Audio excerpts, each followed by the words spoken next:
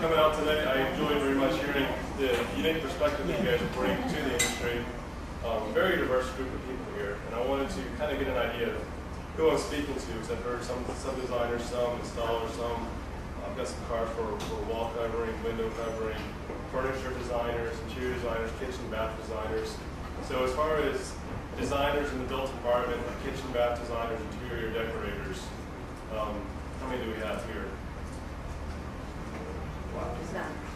So, I looked at the website that you had 50 different categories, and I didn't memorize all of them. So as far as, say, like flooring and installers of the built environment, like products like flooring, cabinets, countertops, things that you basically leave with the house when you move away.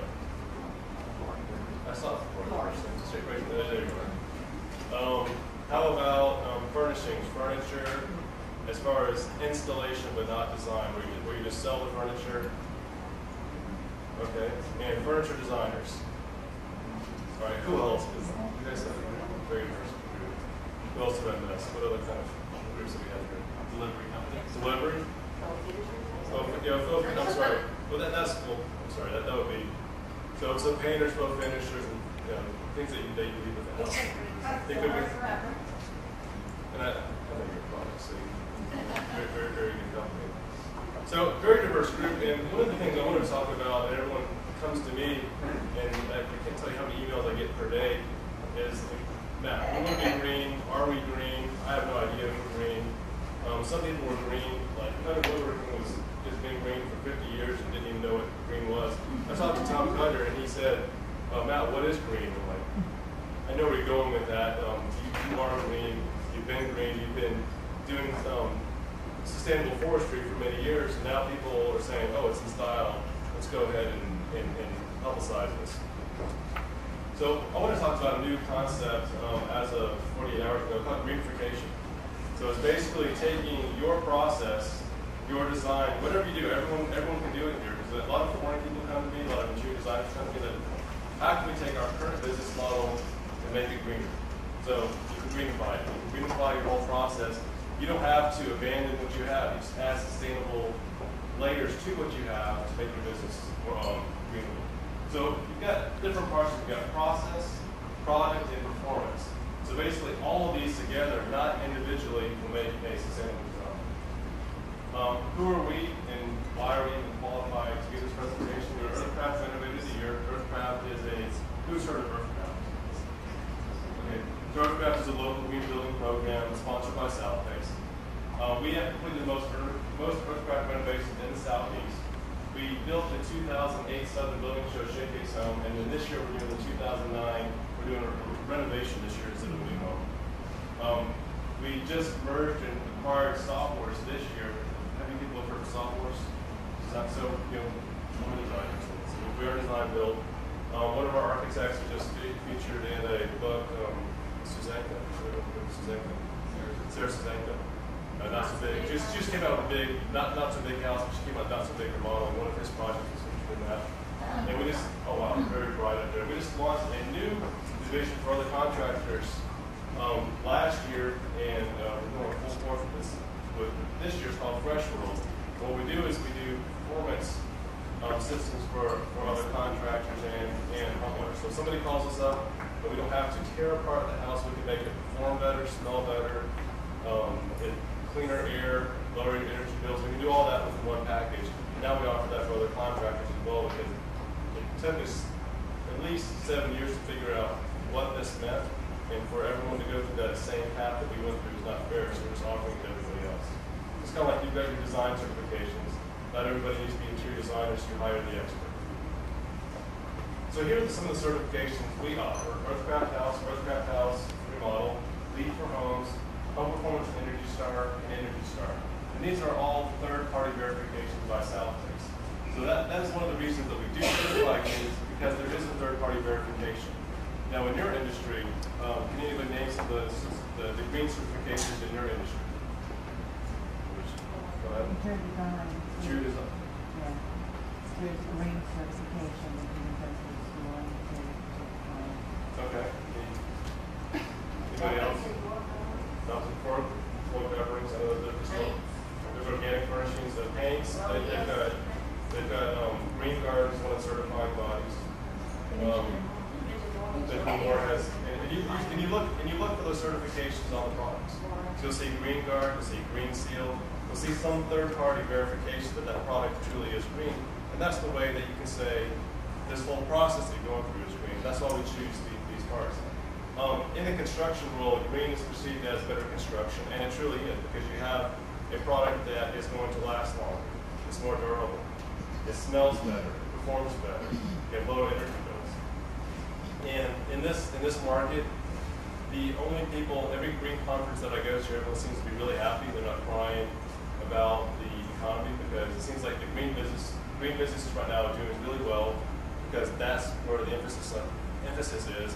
And also green businesses are what clients want, because it is healthier. People understand what sustainability and green economy means. What's really neat is there's, because of the stimulus package and before the stimulus package, there are tax credits rebates. We had one client sign a contract in January, and between all the rebates and the stimulus package from Georgia Power, the federal, state government, they're getting close to $20,000 back on a $160,000 contract.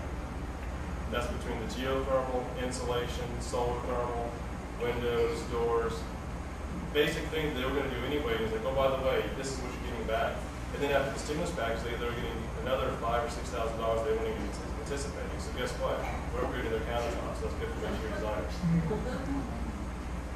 And the other thing that we're instrumental in helping in 2008 is and I saw a couple of people, interior designers and real estate agents. You can list a house that has either Earthcraft or LEED or Energy Star. You can list on FMLS as being green. So when you're selling your house, you say, oh, by the way, not only do we have a greenhouse, but it's listed on Earthcraft as being a greenhouse. I met a couple ladies earlier from Colorado and other parts of the country. They come to Georgia, they don't know what Earthcraft is. Earthcraft is a local certification. But if you search for greenhouses, you see, oh, there's Earthcraft, LEED, and Energy Star. We know what two of those are, because those are national certifications. We're comfortable buying that brand. So somebody from California, New York, Florida can come to Georgia, search on FMLS, and buy a LEED house now. So in today's presentation, we talk about what greenification is, and then I'm going to talk about the 2008 Southern Building Show Showcase House, which is equal it's a case study for greenification. So I ask a lot of people, what is green? And most people say it's energy efficiency. Okay, that's one of the characteristics. Some people are like, well, it's durability, sustainability, or it's just indoor air quality. Most people focus on one of these components. And then if we can list a million different components of what sustainable and what green is, these are some of the more popular ones.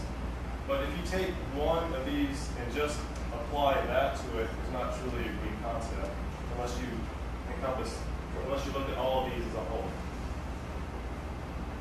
So when we're talking about products, using a green product does not make the project green in itself.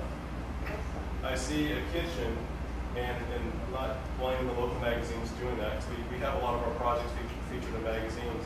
But when we next to these other kitchens, it's like, oh, this is a green kitchen because they use recycled countertops, and they have compact fluorescent light bulbs. I'm like, that's a good start. What about the cabinets? What do they do about the cabinets? Well, they use some cabinets that look pretty, but guess what? They have hazardous air pollutants in them, and they have VOCs. People don't talk about that, and cabinet manufacturers typically don't talk about like what is in their cabinets. Well, luckily, the KCMA guidelines now, they have a rating system that tells you what is in your cabinets. It's almost like a little FDA label. You can look at how many points they got for what to make sure your cabinets are sustainable and are healthy now. Same thing with flooring. A lot of the adhesive. Same with the paint. I heard people talk about low VOC, HAPs-free. HAPs are hazardous air pollutants. VOCs are a type of HAPs. These are all listed on the FDA website. So when I say HAPs, that's something that EPA came up with. These are all components of a kitchen. So when you see just those two components, it's like, great, you took some product out of the waste stream, which is good. You did a good thing by doing that. You put compact fluorescents in, it's like, guess what? We're not burning as much coal, so our outdoor air is cleaner, and you're saving on your energy bills. Well, consider the appliances. In here, you have to look at Energy Star appliances, you look at the counters, you look at the countertops. This is your cooking kitchen, right? Crystal is one of the manufacturers that can do green and do fully sustainable kitchen. They look at it from sourcing of the product, getting the FSC wood from Cutter Woodworking, to what kind of plywood they use, making sure the plywood doesn't have chemicals in it, to the finishes, a complete process. So it's not just the product itself that makes the project green, it's the whole process. So when you're looking at the process, a lot of people say, like, well, I went down the green checklist and now the house is healthy. Like, well, you created a great environment, and this is where builders and interior designers need to start communicating a little better. They've got an energy efficient house, and then what they do, they don't consult their interior designer. They go out and buy furniture that is full of chemicals and is off-gassing. And when they bring it into the house, they've got this tight envelope, not enough fresh air coming in out of air exchanges. So the energy bills went down, but indoor air quality just went out the window. So because you've got a greenhouse doesn't mean you're living in a healthy environment. You have to consider the built environment and how you occupy the built environment. And that is where you guys are instrumental in talking to homeowners. All your products have chemicals in them. Make sure your chemicals are not adversely affecting your homeowners. There are chemicals currently in houses. Make sure the builders are getting whatever chemicals are currently in the house out of the house through your HVAC and ventilation systems. People ask me, like, well, you're a green builder, so that means you just build a really tight house and make sure no air leaves it. We do want the air to come and go from the house, but we want to tell the air where to come and go from. We want to bring it in through the mechanical system, filter it, so people can breathe clean air, and then discharge it through the house, because every product in the house, no matter how green it is going to be discharging chemicals. Just because you have a product that says it's no formaldehyde added, well, added means they didn't add formaldehyde in the process. It doesn't mean that it doesn't have formaldehyde in it. Formaldehyde is a natural occurring chemical that is in most products. We just try and reduce the amount that comes into the house.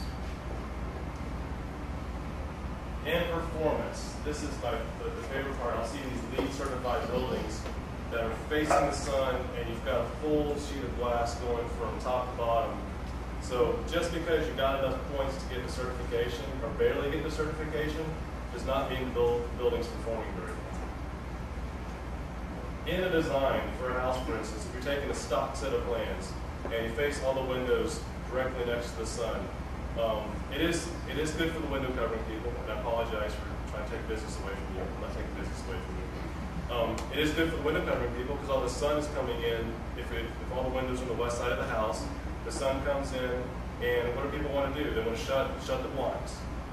It's good. I believe in window coverings. I have window coverings in my house, but I want to let the light come in and go based on the natural cycles of the day.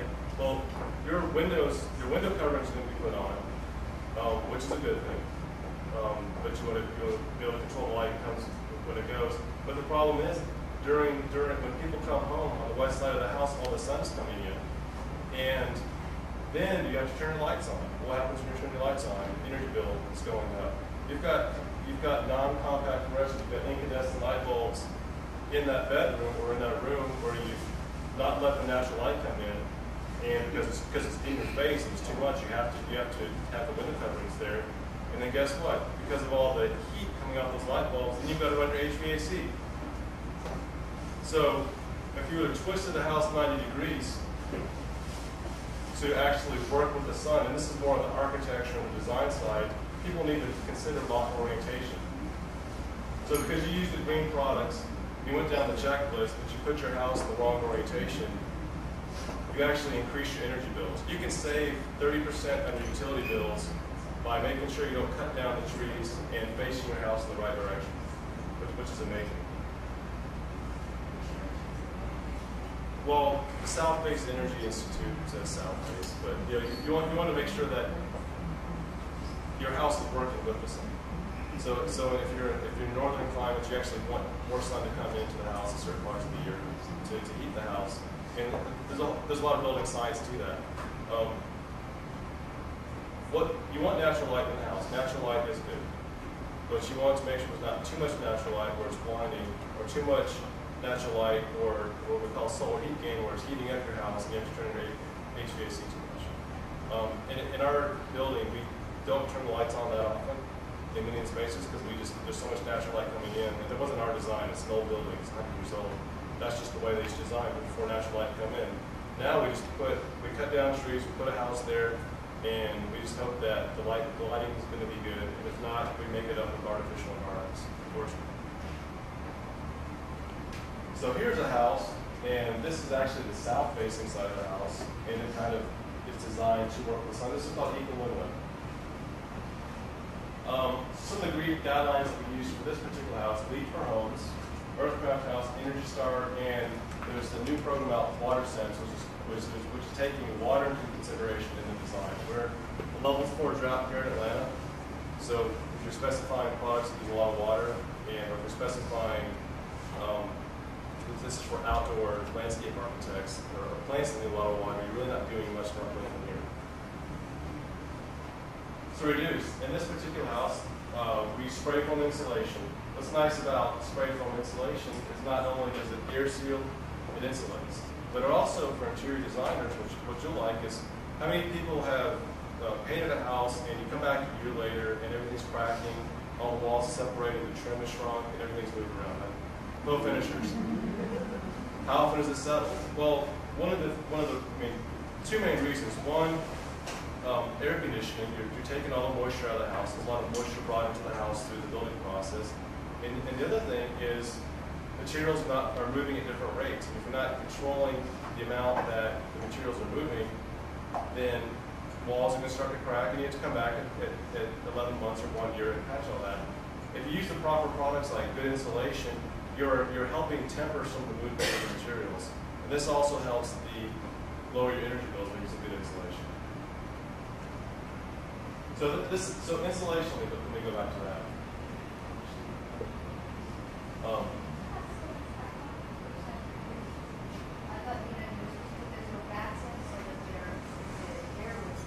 Sometimes the 2006 building code and international building and also energy code allows for encapsulated crawl spaces and encapsulated attics.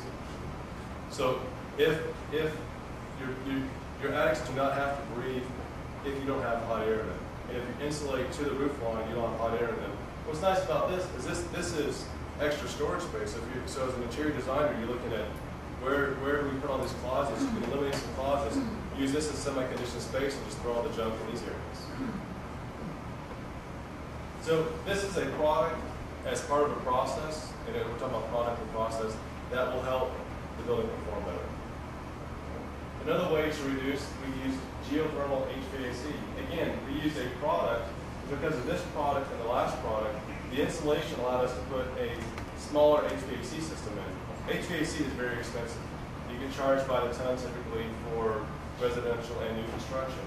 If you use better insulation, better windows, and put your house in the right direction, and promise the HVAC guy you not to put halogens and use compact fluorescents, you will save a lot of money in your HVAC. This particular system right here runs at about 2 to 3 times as efficient as a standard, just by code HVAC. It's the ground source heat pump. And it qualifies now for a 30% tax incentive from the federal government. Reduce, and this is a nice vanity sink that we use, but water sense fixtures and low flow toilets. Does anybody know how much a regular toilet, maybe from the 1960s, how many gallons per flush? Between 3 and 5 gallons. What is the current code now? 1.6. Okay, you're smart. Low flow. What is low flow now? What's right? So you got 1.3, you got 1.25, 1.3, and then you have dual flush, which is. You love it? You love it? Absolutely love it. Right. And you got $100 rebate back on Well, dual flush just has such a cool story. I love it. Because you explain to somebody, you've got number 1 and number 2, and it's just fun to talk about that. Like, where are the 2 buttons? Like, well, one doesn't flush as much. Yeah. And so basically, you've got 0.25, and then you have like 0.6 or 0.8. So every time you're flushing, and you've got a lot of kindergartners and school kids coming back to their parents, like, oh, every time you're flushing, you're draining Lake Lanier, so parents are feeling guilty. calling us and we're putting in low flush toilets. That's the right thing to do. But again, with the WaterSense fixtures, you can get a shower head. Code is 2.5 gallons per minute. You can get a shower head at 1.75 gallons per minute that still gets you clean.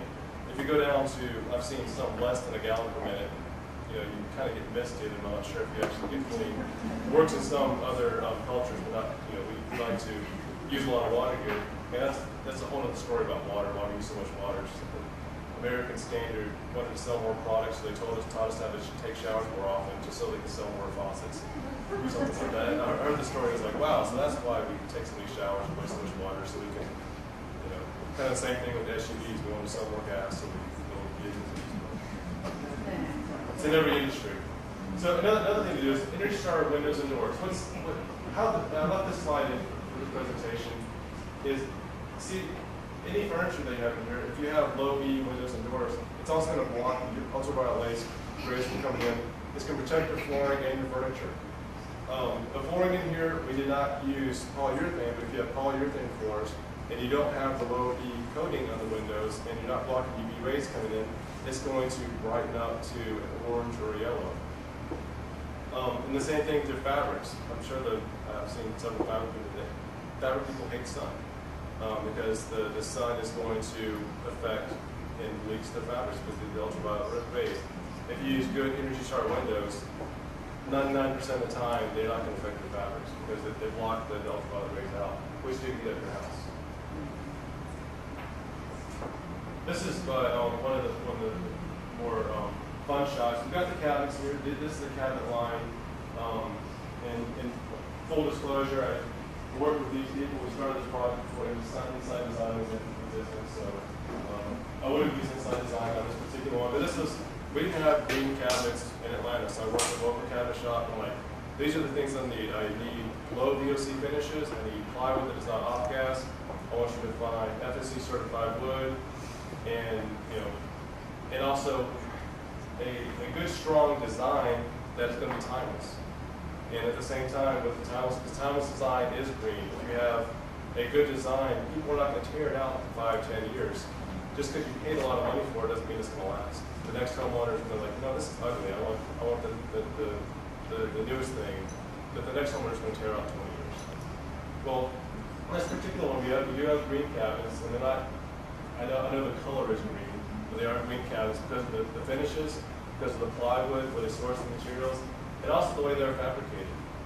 One of the things that this particular cabinet maker told me, they said that you've been telling us to use water-based finishes for years. We did not want to use it because we didn't think they dried as well, etc. They started experimenting with them. Like, these finishes are really nice. And guess what? We noticed the sick days are going down as well. I'm like, yes, green is good in the process. So if you look at the manufacturing process, that is what we consider as well. So we can have a durable product in the field that lasts a long time, is energy efficient, but during the manufacturing process is making somebody sick because it's really a 100% green product. Probably not. We need to consider that as well. So what this company started going towards is they started implementing more and more water-based finishes in their non-green lines as well, because they noticed that it's just as easy to install something with a chemical in it, a volatile organic chemical in it, as one with not, and the finish is the same. We're actually noticing the performance of these cabinets are better. The backsplash in there is also a recycled glass backsplash, which is taking product out of the waste stream and using it as something beautiful. The flooring in there, I didn't talk about this slide, but all that flooring, probably 300 years old. The actual beams were taken out of the warehouse that were over 100 years old from Ohio. So if the tree was 200 years old and was cut down, then it sat there for another 100 years. You can't find it like that. What's nice about reclaimed products, it's not, yes, it is good that we're not throwing that wood away, which we're not going to throw that wood away or burn it anyway. But what's nice about it is the character of the wood. You can't buy new wood like that. You can try and add character to it the best you can, but that's what's beautiful about reclaimed or reused furniture is because it does have a character. I know several people, you mentioned antiques, correct? I mean, why do people buy antiques? Because of the design. I mean, we can do replication of an antique, but it's because of the character, patina of the antique.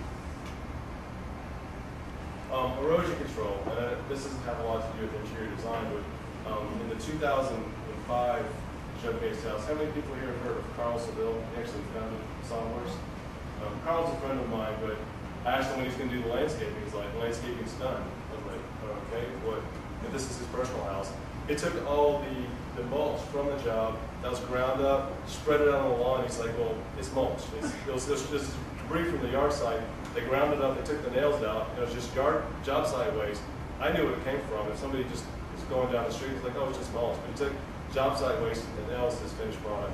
Well, our clients are a little bit more particular, so we use it as erosion control. And then what's nice is that it actually decomposes, breaks down, that's the soil amendment, and then we can come back and do the final grading, and you've got natural topsoil from the waste from the job site. We talked about the job site recycling. On this particular project, I think we may have had 0 dumpsters. We recycled 90% of the material off the job site. The thing about dumpsters and trash cans is, or just as Americans, we do a very good job, and not interior designers, because interior designers and decorators, and you like blank space and walls, but if somebody is not using an interior designer, they typically like to fill up every space in the wall. It's the same thing with construction sites and dumpsters. You'll see how many cars you can pack next to the house with workers, even though there's a million nails and they complain they've got holes in the tires, and like, well, you knew better. The thing with dumpsters is if you have a dumpster, people want to fill dumpsters. You feel it's like, I filled this dumpster, I'm done. It's like, well, you didn't have to throw it away. It was good material that could have been used somewhere else. Why'd you throw it away? The same thing with most of the trash. Most of the debris from this job site was framing, and because that was the largest component, we ground it up and used it as erosion control. And most of the other materials that came from the project we were used elsewhere or recycled. And going back to the kitchen, we do install recycling bins. It's the same thing with when you're designing something. If you have a recycling bin or a trash can already built in, it's just like this little outlet. I'm using that outlet right there. I would never know because it's right there, I'm using that one and not trying to look for it on the floor. You put a recycling bin in, people are going to fill it with recycling. I work with the city of Atlanta a lot, and I was like, you know, your containers are fabulous. You've got this large one for debris and a small one for recycling, where at our house, in our office, I took some pictures of it the other day just to put on my blog, but I counted 5 units of recycling and 1 unit of trash. Something. If you have a recycling bin or a trash can already built in, it's just like this little outlet. I'm using that outlet right there. I would never know because it's right there, I'm using that one and not trying to look for it on the floor. You put a recycling bin in, people are going to fill it with recycling. I work with the city of Atlanta a lot, and I was like, you know, your containers are fabulous. You've got this large one for debris and a small one for recycling, where at our house, in our office, I took some pictures of it the other day just to put on my blog, but I counted 5 units of recycling and 1 unit of trash. I know, and then in our house, I taught my son, I've got a 2-year-old and a 4-year-old, I taught them how to recycle and how to compost. You know, and he takes the food scraps, nothing protein, and sticks it out, and he says, Daddy, I'm going to go feed the worms. So it's kind of a little fun event for him. And the same thing is like, I'm recycling. He takes the things that can't be recycled, recycles it. And when we have just one child, about 2 children, Herbie Kirby, we have this overflowing every time. That we've got to do something about this. So we started enforcing the recycling rules in my own household, and now we've got about this much trash every week, and I have to haul all this other stuff to the. I mean, we're in an area that doesn't recycle, so I've got to haul it to the city of Atlanta to recycle. But still, we're taking that product out of the waste stream. So if we put recycling bins into your design, people will use them. Here's some solar power, solar hot water. People think green's like, they think solar. Solar is great. We do install solar. Solar is cool. It's fun to talk about. The sun's energy, turning it into power for your house. You're also taking the sun's energy and you're heating up your water. On most of our residences where we install solar hot water, 85% of the water in the house can be heated by the sun. It's 85% less coal that has to be burned in Georgia if you're using power to heat water.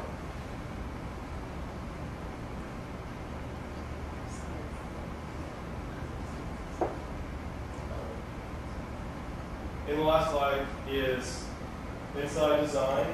I think we were one of their salespeople was sitting at my desk and was like, guess what? We've got FSC certified trim lights. Guess what? We're going to order for you because we're looking for extra points on the lead checklist and we need some FSC certified trim. I could not find any locally sourced. They came to me, he's like, we've got FSC certified trim. I'm like, I'll buy it.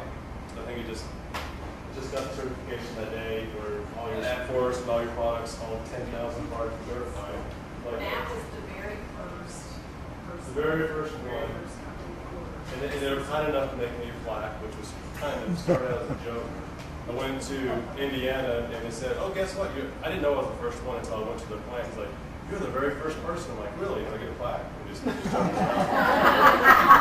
around. And then, Ken and I were going back and forth for those 6 months. And then I got this amazing plaque, which is hand carved, intricate little pieces, little, thanks maps to the Goose Group, for purchasing this. Got a little owl one and a tree and a skyline. Is it Box Elder? Is the sky? So you've got this beautiful clouds and stuff going through the woods. So I did get my plaque, and thank you very much for it, but didn't realize I was the first person doing it. But FSC certified trim, why is this important? Well, you've got 2 different types of forests. You've got forests that are just clear cut, where somebody buys the land and takes all of the prize timber and makes wood out of it. Typically not for paper because if it's hardwood, you can make beautiful cabinets out of it. The problem is for that forest to come back and regenerate something is going to take many years. What they do, and it's actually more productive per acre, they get a higher yield. So a sustainably managed forest gets a higher yield per acre because what they do is they cut down the mature trees and the saplings can keep on growing. And they get more wood per acre and they can make more money per acre by actually managing the forest. And the other myth out there that I hear people's like, stop cutting down trees for paper. Typically, you're not going to cut down a beautiful oak that's this big and make paper out of it. Its arms and its hair and stuff like that on the tree, that's going to go for the paper. Everything else is going to go, which is the prize wood, is going to go for making cabinets, etc. What was that? Sorry. So if you have any additional questions, I've got my email address up there. I've got a blog. I talk about sustainable design. I talk about products. I talk about building. I don't get into politics. I talk about events. I talk about things that are going on in Atlanta. We've also got our web address, which is thehoosegroup.com. And we've got another address, which is softwares.net. You can go to there to see some of our designs as well. And watch showing up as blue. But the case study that I just talked about was ecolumina.org. You can go to that website, see all the different players, the architect, the designers, Design, which I believe is one of your partners as well. They were the interior designers on that one, so all the furnishings you saw came from Design. And you can see all the products. We had 33 different product sponsors on the job. They're on the website. So you can kind of see the nomenclature of this project. So we went through the process of we took all these green products and made an amazing house. Questions? No questions. Oh, you can clap.